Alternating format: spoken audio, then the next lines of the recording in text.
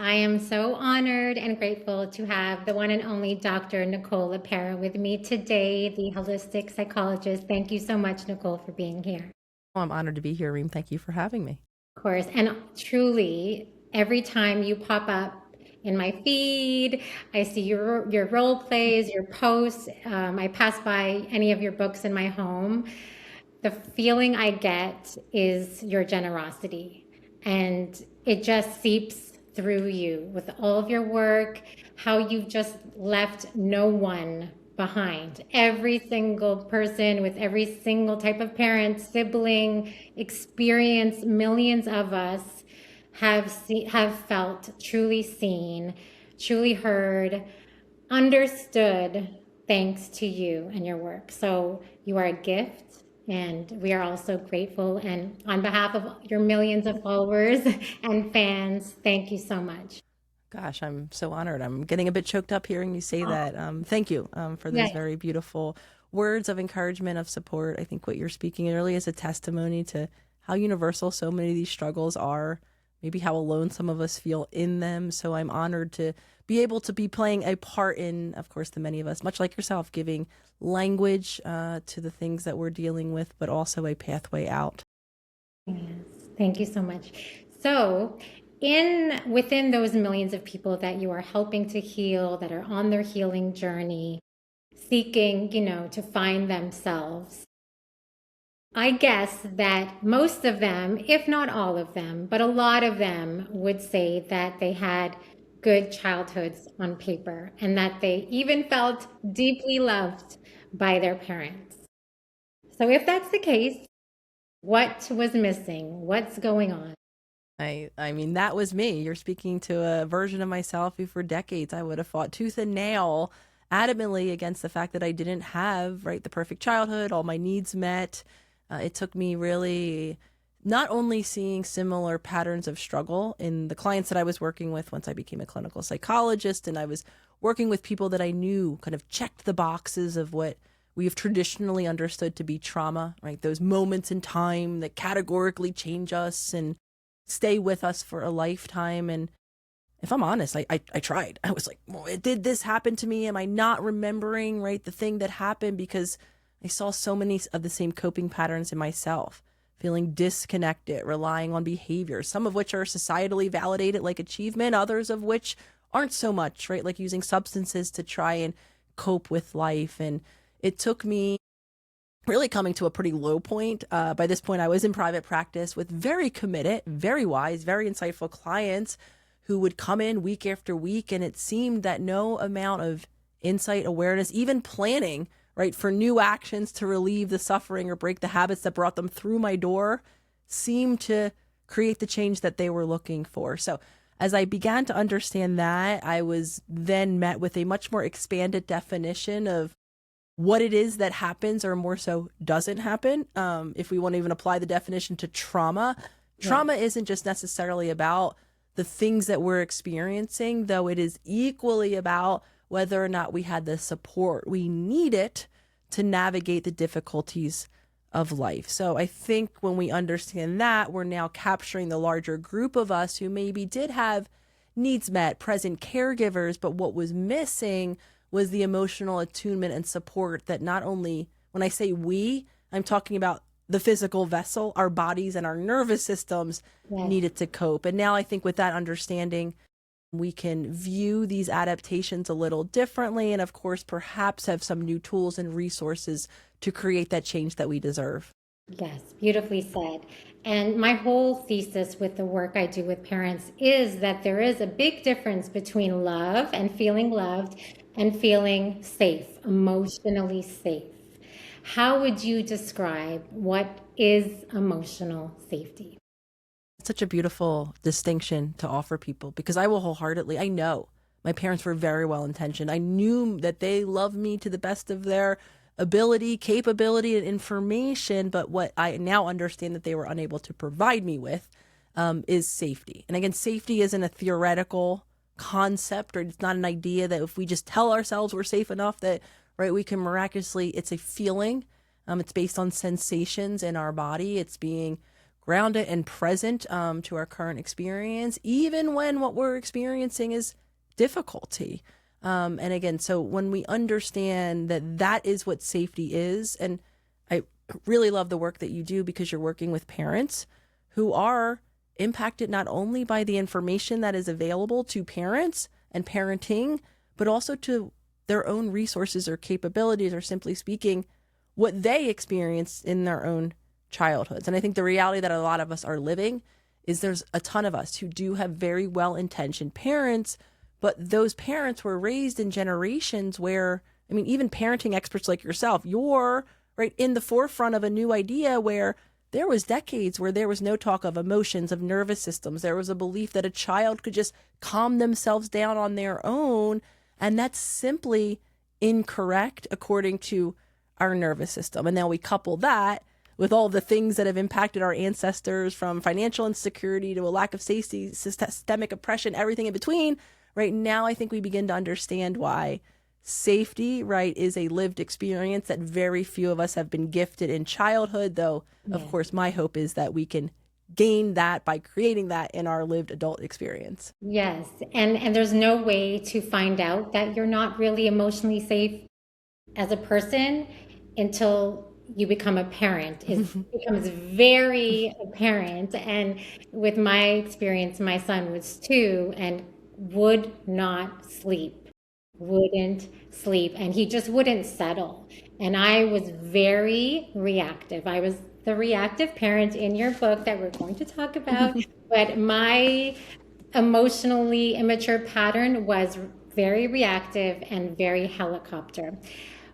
And it hit me like a ton of bricks one night that the reason he wasn't sleeping wasn't because he had a sleeping issue. It was because he was reacting to my panic, to my anxiety, to my frustration, to my desperation at bedtime for him to sleep. I was yelling at him to sleep, poor baby. And like you said, I even took him to his doctor, and it was in Brooklyn and it was quick. And I left in tears because he yelled at me for not sleep training him yet, and told me that, Right. If I don't do it now, it'll only get worse, and that I should have done it before. And my heart was just bleeding in that doctor's office. And I have to say, my biggest regret in life is that I, after a few months, gave in, maybe the people pleaser in me, and I dabbled into it. And then I said, what is this? What am I doing completely against my gut and my instincts? And it's just so hard for us parents because we don't know what we're doing. And then we get this information from doctors, and now I know how damaging, how neglectful, and how that was the last thing he needed. And when it hit me, though, I just completely, though, thank goodness for that guilt, I took him in my arms. He stayed with me in my bed, on my chest forever. And that was it for that. Yeah. But why do you think we get this information, and why do you think we fall into it? Well, I want to thank you, Reem, truly for your honesty. It is such a brave, courageous thing to acknowledge the role that we're playing, right, when we're not getting the outcomes that we want. And you're saying something really wise, right? Knowing and doing are two separate things. So aside from kind of what we're, I think, both agreeing is that information has been inaccurate, has changed. Science is really still quite new in a lot of ways. We're really still seeking to understand the human body, the nervous systems, and its emotional needs in this new way. And so to that extent, right, a lot of parents weren't given the knowing that they needed to do differently, to become the parent that they want it to be. In addition, and like, parenting is hard, right? We don't have handbooks yet. To some extent, it's expected that because it is natural, right, to procreate as a species, so to speak, there's this, I think, belief and expectation that then what you do once the child is here should be a natural, intuitive thing. And that's not always necessarily the case. And in addition, of course, right, to even parents who might have the accurate information now, maybe doing, right, building that bridge into utilizing that information is a completely different part of the journey. And it's in the doing, right, where our own learned patterns from our own childhood come up, in addition to the very natural reality, like you're saying, worry, fear, panic at night. Of course, you want a child who's healthy. Sleep is an incredibly important part of being healthy, right? They need to sleep at night so you can sleep at night. So your fear of what might happen if my child doesn't sleep is completely understandable. So then what happens, right? And a parent like yourself has a very natural fear of wanting the best for their child with, appropriate health style choices so that they can then, carry them into adulthood.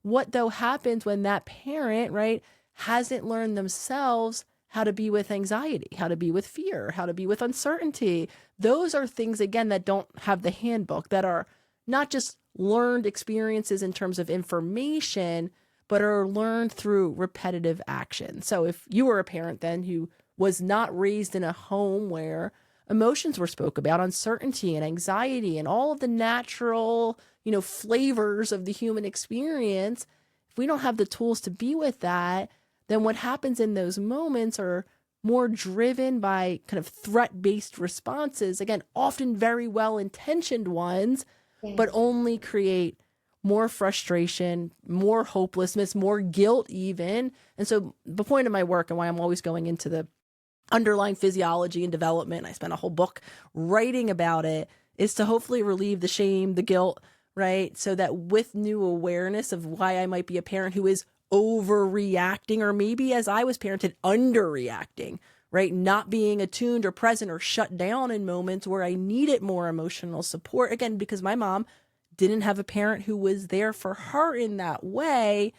With new compassion and grace, of course, and some new tools and resources grounded in our body, we can actually now build that bridge and show up in action the way we want to. Yes. And I can't help but think about when you speak about you in daycare hiding under the desk. I mean, it just brought me to tears. And if your mom was 5 minutes late, your mind went to, oh my God, she died. And I feel you so deeply. I was that anxious child as well, and death was a big fear of mine. And I also had a very explosive father, and I lived in fear. I walked on eggshells. I didn't know when the next explosion was going to happen. I rushed home and put a snowsuit on so that it didn't hurt. It was just, but I never connected the dots until my son was 2 to my own childhood. I never looked at I said I had a great childhood until I was 40. I said it was perfect. It was great. And I never looked further. I never looked deeper. I never looked at the truth. And this is, again, without shaming our parents, without blaming our parents, but how important do you think it is to look back with a new lens, a different lens? I think awareness, I know, in my opinion at least, awareness is the first step of change, right? So you in those moments being like, oh yeah, I'm being what I would call hyper vigilant, right? I'm scanning my son and I have this panic and this worry. And you even said I'm a people pleaser, right? To me, that indicates a very adaptive function of a nervous system growing up in an unpredictable environment, right? Where dad could be explosive, where there was death and fear and, right, the uncertainty of that. We don't know when everyone is going to die. We wish we did. We don't, right? So being vigilant in that way to the cues that might indicate, right, that someone's sick, that they could die, that dad's going to explode, just to use your example, is the most protective thing that we can do. And sometimes then we enter that fawn response, peasing and appeasing, right, trying to solve the problem before it is a problem, prevent the explosion before it makes me feel unsafe, right? So that becomes then a very reliable way that our nervous system has learned to gain safety. But of course, that doesn't always serve us. So I'm being very intentional when I say awareness, because I'm very clear, because I've lived this experience. When I think about, right, where do we look to awareness, right? Do we have to know the story of what happened or didn't happen in our childhood, right? Do we have to like narrate it and say, well, this moment and that happened and that didn't happen?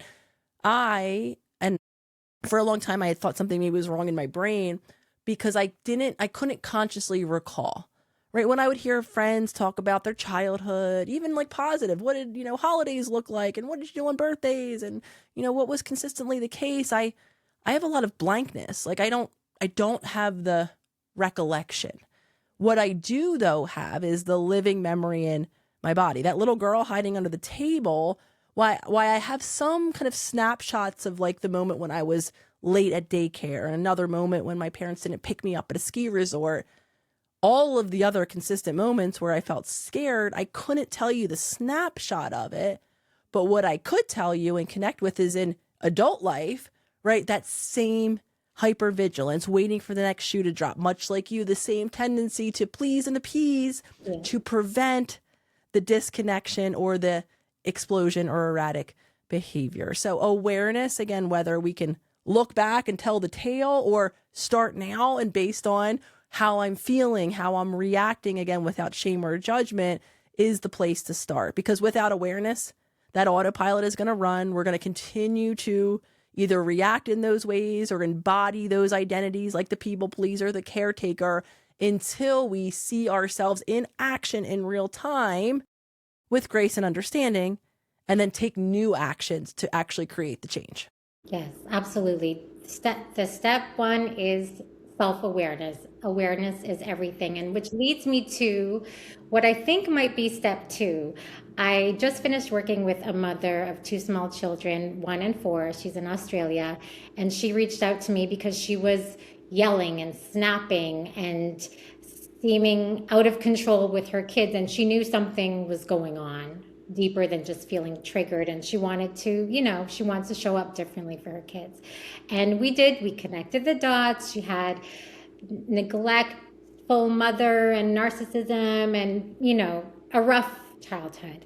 And she knew all that as well. She had that awareness. We went a little deeper, but then 2 weeks into it, she said, Reem, I haven't yelled all week.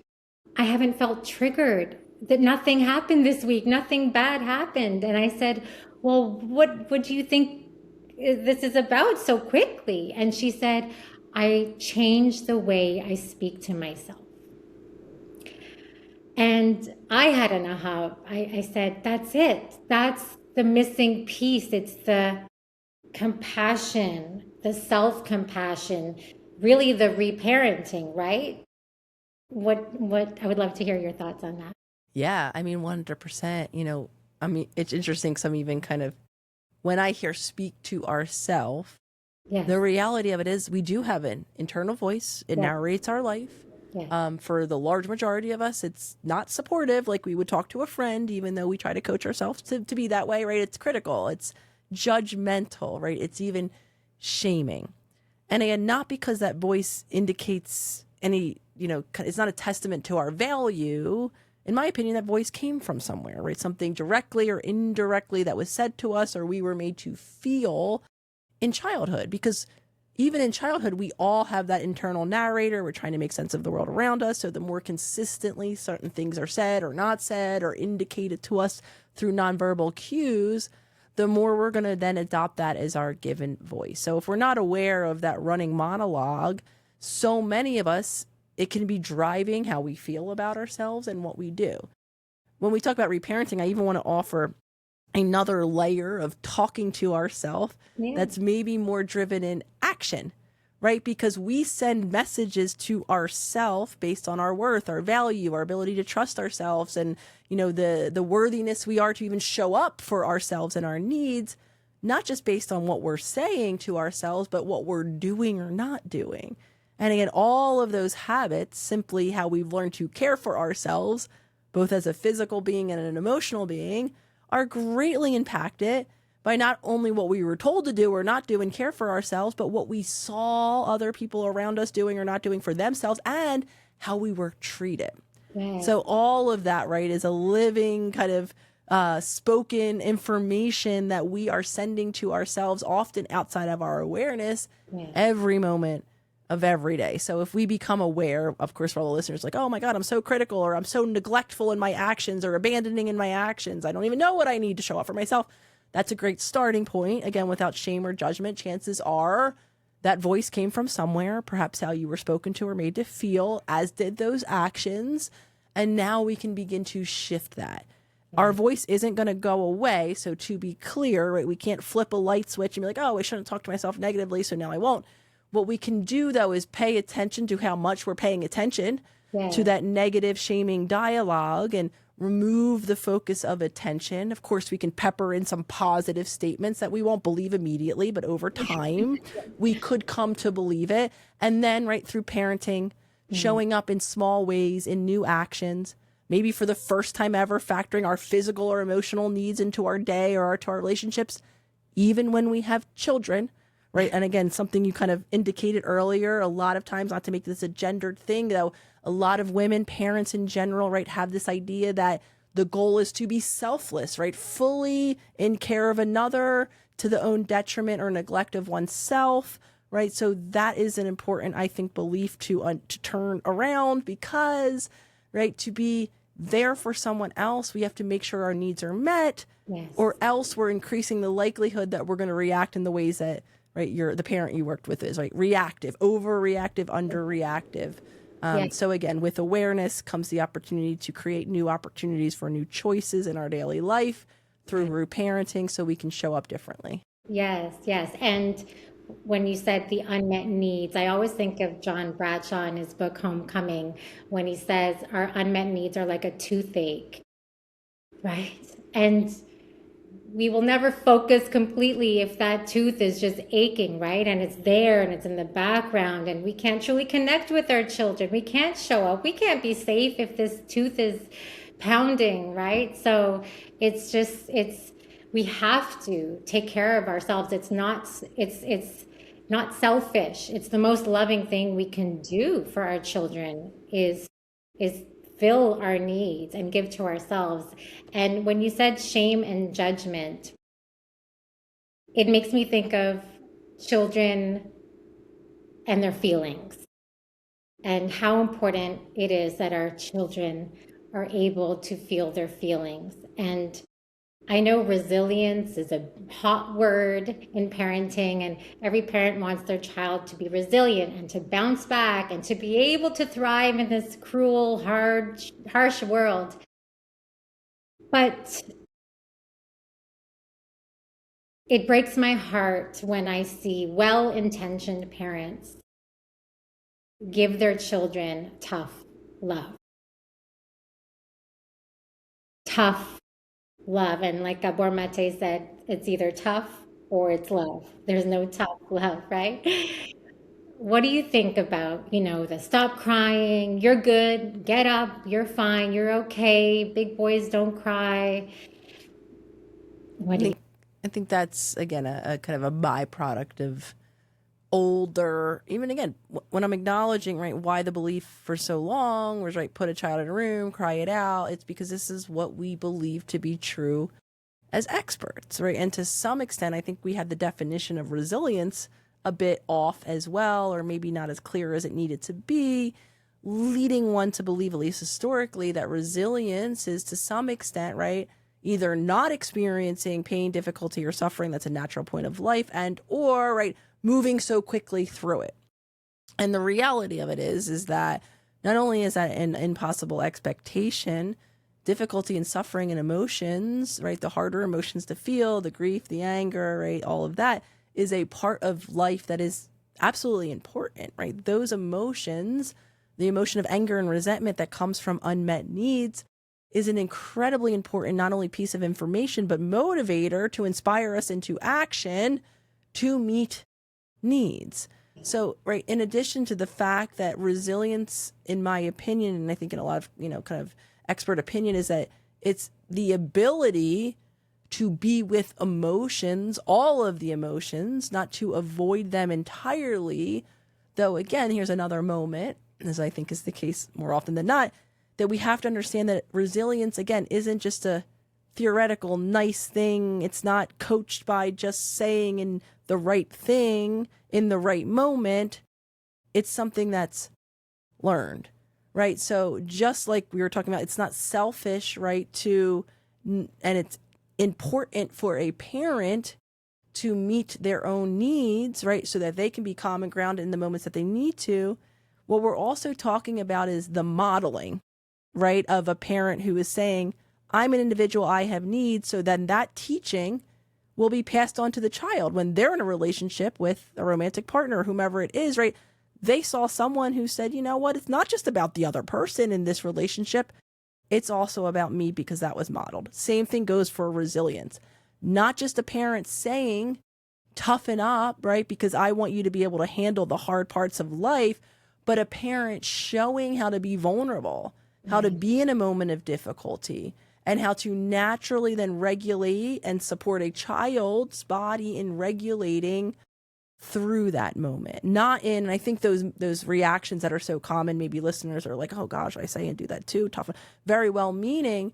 A lot of times that's a protection because what's happening in the parent, again, very naturally, right? We don't want our loved ones. I don't have a parent. I'm not a parent, so I can't exactly imagine, but I know what it's like to care about someone so deeply. And I know personally, I don't want to see them in pain. So when someone I love comes to me, right, and in hurt, right, my natural tendency, because what's happening in me as an empathetic being, who we all are as humans, even if we don't act that way, who has mirror neurons firing in our brain, which are simply little cells that when someone else is either doing or feeling something, right, ours begin to fire as if we're doing or feeling the same things, right? In this moment of upset, I'm being approached. And in a way, not only am I seeing you're upset and I'm compassionate, I care about you, I don't know how you feel, I'm feeling you're upset, right? And if I don't know how to be an upset, it's so natural to do one of two things. Try to explain away the emotion, don't feel that way, be tough, you'll be fine. In the reality of the moment, you're not fine, and that's okay. Your body will become fine, but how invalidating is that? Or what we try to do is solve the problem, right? Well, if I fix your problem for you, if I tell you what to say or do, now what I've done, right, is I've removed the upset, problem solved. Now none of us are upset. So again, this goes back to resilience is not just a theory. It's a capacity of our nervous system that is either learned in childhood or can be taught. So if you're listening and you have those habits still, chances are it's not a moment to shame yourself. It's just information that in those moments, something is very uncomfortable or is feeling threatening to your nervous system. So instead of just exiting by solving the problem or telling our child to toughen up, we could expand our capacity to be with our own upset, which will then translate to our capacity to be with our child in upset. Yes, and it's because we can't really give what we never experienced, what was not given to us. So how can we hold space for screaming and crying if we were sent to our room when we screamed or cried? It's that's that cycle that we're trying to break. And yes, so it's I think as well that we parents want our children to be so strong, and we think that that toughen up mentality is making them stronger. I think it's actually doing the opposite. I believe that the more a child can depend on us as their caregivers, the more resilient they are.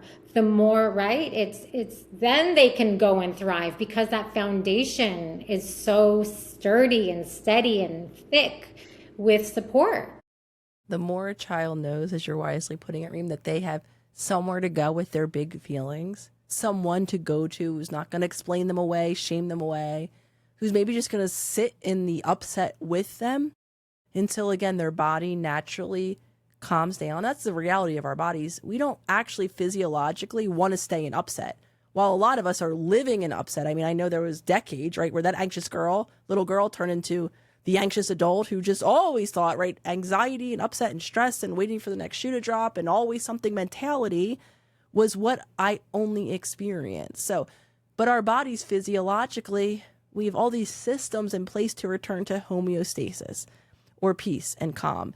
And the sturdiness of having somewhere to go to with all of our overwhelming, upsetting emotions, that's what actually translates in time to the child's ability to eventually do that on their own, to either self-soothe through difficult emotions, or when they're beyond their capacity and they need support, which we all have those moments where the emotion's too big and we need someone else to help co-regulate with, that turns into then to a child who can find their way into a safe space to do that. It's not being left alone to figure that out on their own.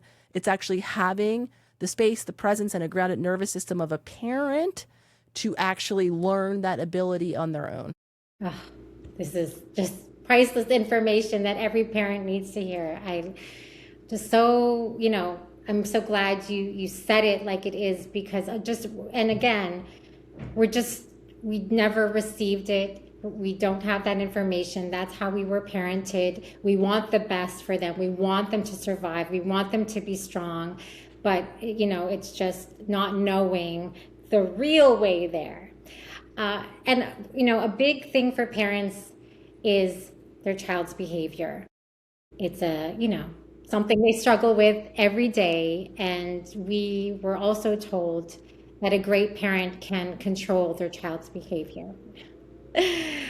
And that they must modify their behavior and, mold them and keep it low, get them to be the easiest child, which is the next question. But, when you see a parent who's very easily reactive and snappy, and I used to be this parent, so there's no shame, what do you see that parent might not see in them? I think moments of reactivity, and to be clear, we're speaking about, as you're very, courageously sharing, the moments where we're overreacting and also the moments where we're underreacting. To me, what I'm seeing is threat. Sorry. A parent who is uncomfortable, is feeling threatened. By what? Take your time. Cough today. I was going good. What I'm seeing in a moment of overreactivity or underreactivity is a parent in a threat state, right? The tendency to control is a parent who's played the tape forward, right? What will happen if my child continues to behave in this way? Your time. You can take a minute if you need. Thank you. Please. I've been having this crazy cough for the past week, and it's like this tickle that's just like I know. annoying already. Thank you. I think I'm good. So what I'm seeing again in those moments of over or under reactivity is a parent who's fearful, feeling threatened by what?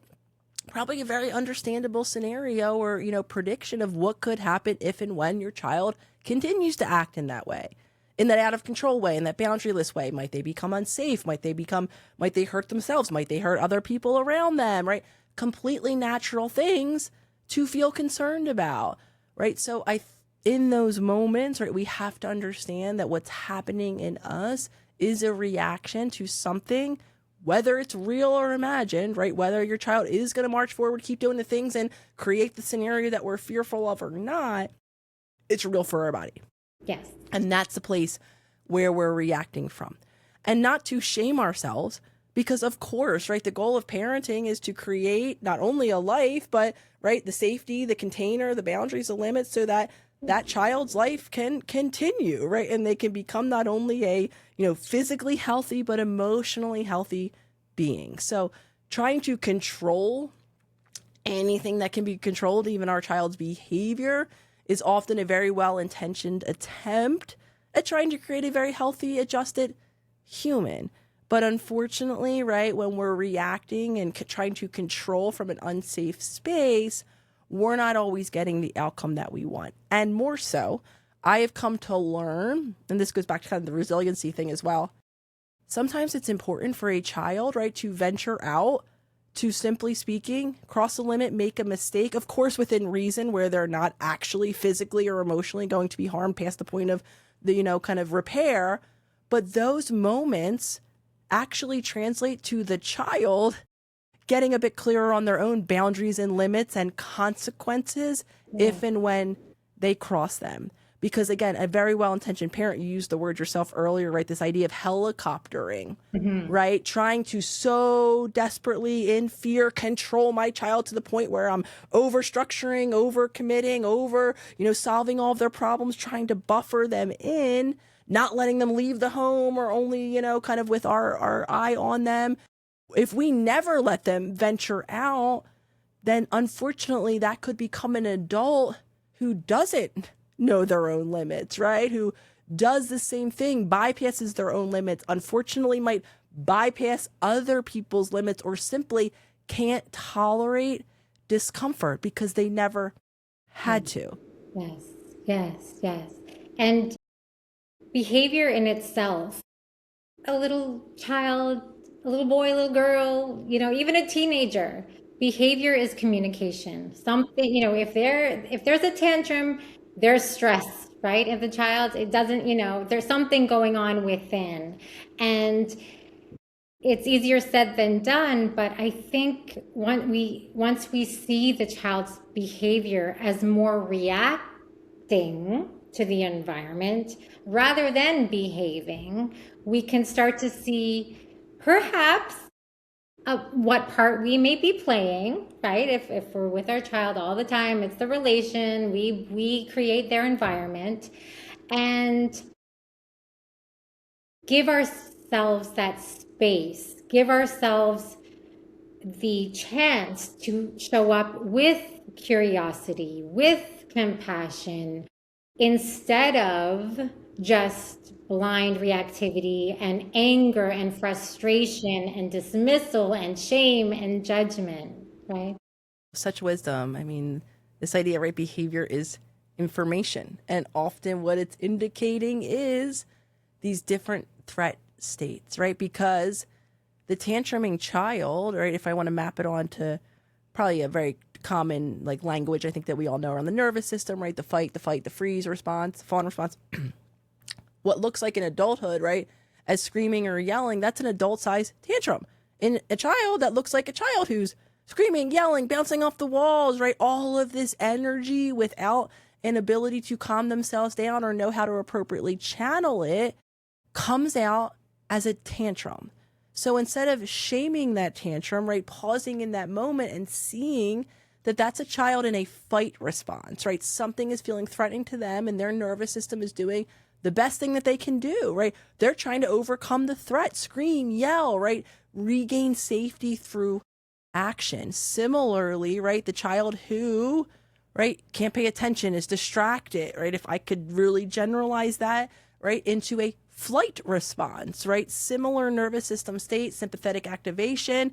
I'm so uncomfortable. Instead of outwardly exploding, right, I'm distracted. I'm leaving. You're trying to talk and your child's like, distracted somewhere else, leaving the room. Like, get over here. That's a child who's feeling threatened by what's happening. A child who's shut down, right, looks like a child who, right, is like seemingly not there, not acting, right? A blankness and emptiness. That is, of course, a more extreme reaction to an overwhelmed nervous system, right? To a certain extent, that's what my family saw in me. While I had all this energy inside, I spent a couple years of my early life, of course, bouncing off the walls, as my mom would call it. But then when I reached adolescence and teenage life, I didn't manifest that outwardly anymore. Inwardly, I felt overwhelmed all of the time, but outwardly, I started to take on the kind of the way I was referred to in my family was often like, well, nothing bothers Nicole. She's seemingly unfazed, right? Because that was now an adolescent or a nervous system that has gotten past the point of overwhelm. I wasn't fighting anymore. I wasn't fleeing anymore. I was just disconnected. So outwardly to others, I did appear unfazed by life, but inwardly I was like screaming for help. So your beautiful wisdom, right? This idea of the children's actions that, we want to shift or change. A lot of those actions are often manifestations of a nervous system that is feeling unsafe. And instead of being, right, yelled at or shamed or instructed what to do, actually need some tools and resources to feel their way back into safety. And that's where then the pathway of changing their behavior actually happens. Yes, yes, yes. Thank you so much for sharing that. And when you said your disconnection, you were disconnected. And this is something that I want to scream from the mountaintops that I think will help so many parents with their children is the whole idea, the whole happening of how children abandon themselves. And it's usually in those discipline moments when, big feelings, or even in small, tiny moments, but thousands of them, to get a very young, I mean, I think it happens in the first 2, 3, 4 years, right? We we disconnect from ourselves. And I think this is the whole dysfunction of us all, is that disconnection. That's why we're all in therapy. That's why we have it, it's that disconnect. And but to see it, to really understand it can be so helpful, I think. So can you kind of explain how that happens for a child? Couldn't agree more. Again, such wisdom here, because in childhood, we are, I think, one of the few, if not only, don't quote me on this, mammal wise, science, animal wise, but we're born as a human, and we're not born self sufficient like most animals, right? They might be small. I have these little ducks, actually, I've been caring for out back, and they're small, but, right? They're on their own, more or less, right? Yeah. We're not born like that. We can't figure out how to forage, how to walk, how to take care of ourselves. So our physical safety is dependent on another human showing up in some version of care for us, right? So as a child, we become, right, we're in that state of dependency, need, you know, if and when our needs aren't being met for whatever reason, whether they're physical or emotional needs that aren't being met in that moment, right, we can't, nor would it benefit us to be able to have the ability that we do in adulthood, right? We could zoom out. We can say, oh, my mom or dad wasn't present, left the home, was abusive, whatever. They were neglectful because of X, Y, or Z, their childhood, their work circumstances, their dysfunctional relationship, their substance abusing habit, whatever it is, right? We have more information to depersonalize, right? Not me, kind of them in a way. Yeah. Yeah. In childhood, we can't do that. Not only do we lack the maturity, like our brain can't yet kind of shift into all that expanded state of awareness. Instead, our brain is in what we call a egocentric state, which simply means the world revolves around us. We're the cause and consequence of all of our actions. Meaning, when a parent doesn't show up because we need them to keep showing up, we can't pack our bags and say, well, peace, I'm going to be over here taking care of myself. We need to modify ourselves. So it's safer, right, to take a psychological ownership and say, oh, and we're so attuned, driven by our nervous system, we're scanning not just things that are directly said, we're scanning all the nonverbal shifts and changes and cues. So very quickly, we're very astute from a very young age. We pick up on, right, how to stay connected, how to keep belonging, how to incentivize someone to continue to show up for ourselves. So ourself and neglect and abandonment, that is absolutely where those habits show up, because the relationship at that early age is actually the pathway to myself, to being safe and cared for. So we will be the first to go out the window, which is why so many of us develop into, right, people pleasing, caretaking, right? We put someone else before us because chances are at some time we had to do that.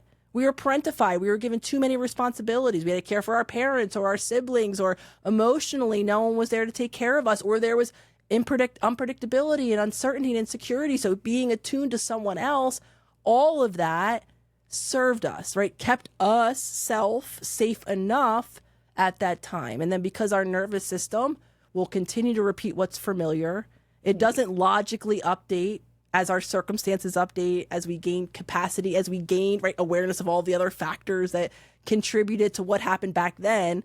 Our nervous system continues to react as if we're back then. My goodness, it's so profound, and it just explains everything. And like you said, you were the golden child. And I was too. I was the epitome of the, good girl. I used to tattletale on my sisters so that I could be the good one and straight A's and all the things. And that I did that for love. I did that for acceptance. I did that for attention. I did that for the explosions not to happen. I did that to survive, and now years later, it stayed with me, right? Because we believe that's who we are and that's our personality. I'm just an overgiver. I'm just a people pleaser. I'm just so nice. But I just get, I want to give. I don't really have an opinion. Like, I remember that story you said when you had two events on the same weekend and you didn't know what to do and you called a friend and you're like, well, this one has this and this one has this. And your friend said, well, what do you want? And What? just our needs are not even on the table. They're not even on the list.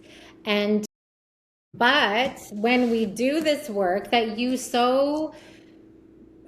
just give us the map, you give us the list, you give us the charts, you give us step by step by step by step process, and it's just thorough. And I can't recommend this book enough. And I've told all of my clients, and it's like a Bible. And for anybody, but especially I think for parents, because this is where it all starts, right? This is where it all starts. We're reparenting, we're parenting. But this work, and I just want parents to know this, and this, is that we are hijacked. We are almost in jail with our patterns, with this identity that isn't even who we are, until we do this work and get on the healing path. And not only did this completely change my relationship with my son, I believe it completely saved his emotional well-being. But it's so liberating for us, isn't it? It's just, you are unshackled, you are unburdened, and now you get to be who you are. I found out that I'm actually a very bold person. I'm not even close to a people pleaser in reality, but I would, it's just, and parenting becomes enjoyable. It becomes easier. Everything becomes easier because now you are in your adult version of yourself, no longer just burdened by that adaptation that you were living. So, I would love to hear your thoughts on that liberation.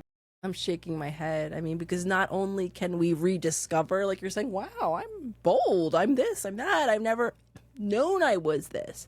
Some of us discover aspects of ourselves that are maybe quite counter to the role and the identity that we're playing. Some of us just discover ourselves. I can't tell you how many people I know that are upwards in age, right, so to speak, and that are like embarrassed to admit that, as I did that one day when asked for the first time what I wanted, I was dumbstruck. I never had anyone ask. I never asked myself. I didn't know, right? So a lot of us carry a lot of shame when we're like, we know life doesn't feel good. It's not feeling fulfilling. It's not maybe feeling like it's ours or that this is us, but we're shameful to admit that, right? But how, again, are we ever going to know if we've never had the opportunity? So not only might we discover parts of ourselves that are surprising, kind of counter to the roles that we've been playing. For some of us, we begin the process of rediscovering ourselves. And for others, and this is an important part of kind of working, healing, the goal of all of this, which what I would call integration would be the word of it, we give ourselves choice. Because the reality that I'm discovering in my own life is all of these survival adaptations, right, were what we had to do at one time to survive, to stay connected, and to, again, be clear, we're not just talking here about our physical safety, because we are such social creatures, because we, again, are dependent in childhood. We maintain that sense of dependency through adulthood, which means as a human, we're not the biggest, baddest mammal on the planet.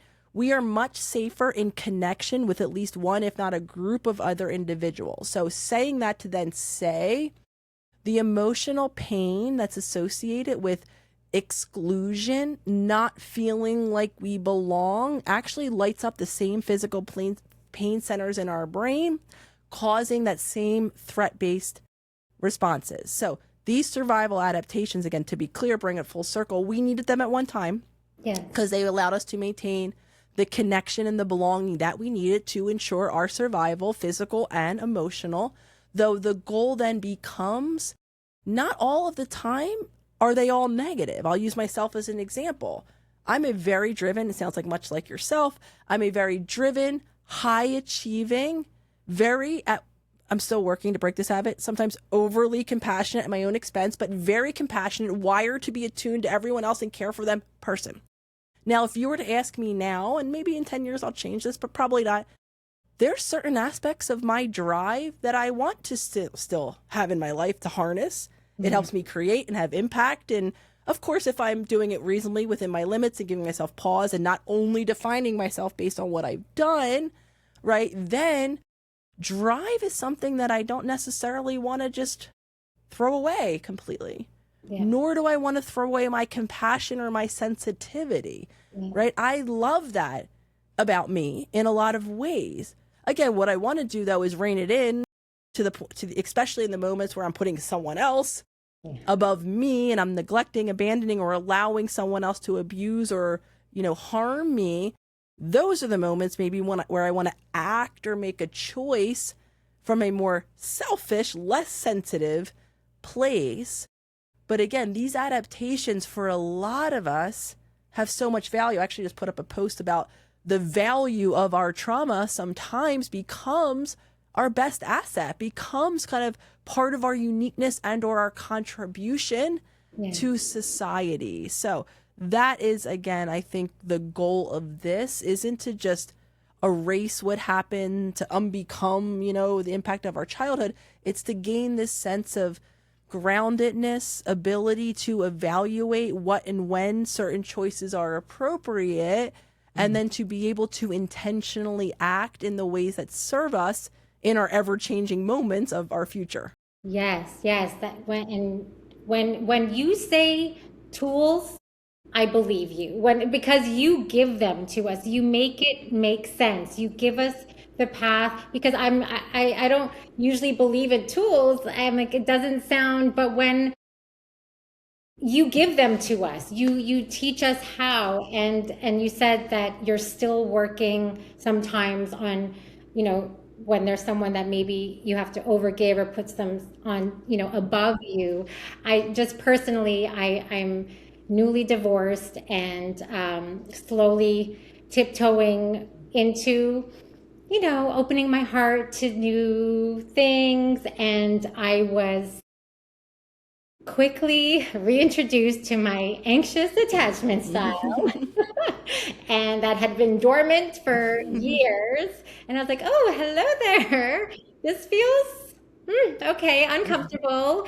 And I, felt rejected quickly and sad and anxious and just had a moment.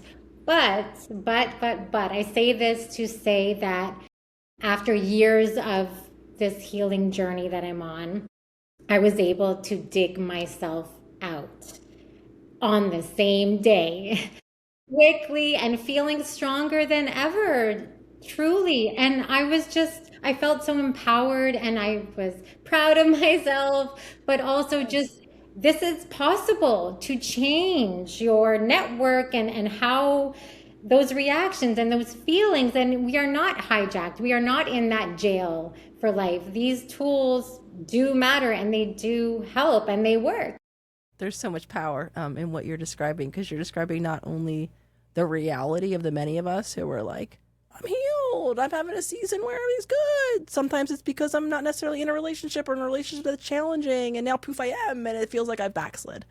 Right? So thank you for giving words to the non-linear nature, the saying that many of us love to hate, but that's the reality. And it often is when we are in either relationships in general or specific types of relationships or with specific types of dynamics where something that we thought we were past already reemergence, right? Reactivates that older part of us. And you also are beautifully giving words to, back to what we're talking about, what true resilience is. It's not not having had the moment where you're spiraling in anxiety and feeling unworthy. It's having had that moment, but what you've shortened is the time you're stuck in that moment, right? That happened. You have awareness of why it happened. Maybe in the moment you felt convinced of the one story, and then as your body calmed down, maybe you expanded, and maybe it's what you thought it was, maybe it wasn't, but either way, you're feeling differently. And that's what true resilience is. And the more, back to again, parenting, the more we let our children and support them through those moments, like you're beautifully describing, I trust myself more. I feel empowered, right? I feel more comfortable. Not to say that I'm not going to walk into another relationship where maybe that part doesn't come out again. It probably will. Even in a committed relationship, it probably will, right? But what you're developing is not only maybe different choices that you're making when you're in that moment, but you're developing the confidence through living the experience that too moment, even our deepest suffering, will come to an end at some time. Yes, and what amazing gift that is to not only give to ourselves, but to our children, It is right? the gift. It is generational wealth, as far as it is breaking all the cycles again. So if you're listening, right, and you're maybe not at that fully empowered space yet, this is new information, you haven't yet start to practice it. I do want to celebrate all of you, because with awareness, with even curiosity into a conversation like this, is how we begin to create new choices. This is what we mean when we say breaking the cycle. And now we know, right, this isn't just theoretical. This isn't just a nice thing. We have verified by science that this cycle breaking, these ways that we're training our new nervous system to do new things, operate in a more resilient way. I mean, the impact is so deeper beneath the surface than we even realize. It's going to impact future not only the nervous systems of people that we're interacting with now while we're alive, if and when, of course, everyone listening, we have children. Epigenetically, we are literally wiring them differently than we were. I have chills. And what more of a gift, right, is that than actually breaking cycles, not only for ourselves, but again, understanding that impact goes so far beyond what we can even see or may even be able to witness in our lifetime. I'm so glad you said that is the gift. It is the gift. I have one more question. With all the people you have listened to in your community, all, beautiful people on this healing path, if there was one thing that they could have go back and say to their parent, what do you think it would be? If there is one thing that they generally say or that I would want them to say. Or that you think after listening to them that they could say, or they wish they could say, go back and say? I think it would be probably words of understanding and compassion, for, caveat here, both parties, our parent and also us as a child. Because I think a lot of us, and we kind of touched a little bit on this earlier in the conversation, some of us struggle to be honest about our parents' limitations because we feel like we're, talking badly, not being grateful, kind of saying something negative about them. What we're doing, though, if we don't give our own experience space to breathe, that experience doesn't go anywhere, right? It just stays so far beneath the surface, often continuing to drive either these reactionary patterns or even identities that we're playing. And at the same time, others get stuck in the very understandable anger and resentment that we're aware that we have when we're very clear that our needs weren't met by our parents, right? So when we're only maybe focusing on ourself and limiting the awareness we have of what might have been driving. And to be clear, this does not mean, and again, I'm teaching myself this, that understanding someone's hurt does not excuse hurt behavior. Yeah. Sometimes boundaries and limits and or limitations in communications are absolutely the pathway to our own safety, right? But a lot of us kind of get stuck. So the statement, I guess, that I would, imagine or hope or, it can be said is compassion for both, right? I understand why it is that you showed up in the ways that you do with all of your imperfections and limitations. And these are the ways that it also has impacted me, that allows space for the reality of the lived experience of both people. Yeah, I'm so glad that you said compassion for both, because I believe it's the compassion the parent has for themselves that is the transformation. Beautiful. Thank you so much, Nicole. This was the biggest honor for me. And you're just, I adore you so, so much. Your book is incredible. Everyone needs this book. And you are just, again, a gift to so many of us. We, we love you.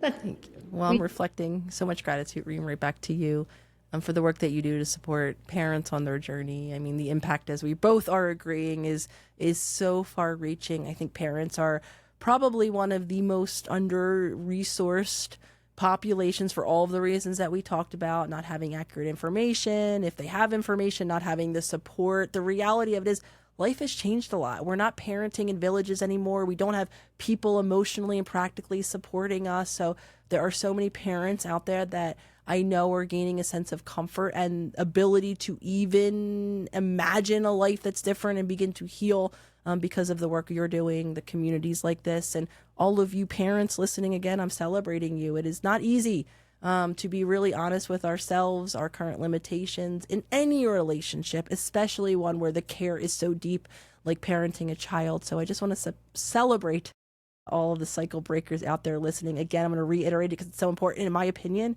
this is how we are joining together to do each of our individual parts in quite literally changing the world. oh, yes. Amazing, amazing, amazing. Thank you again Of so course. much. We Thank are you. touched. Our hearts are full. Thank you so much. Thank you.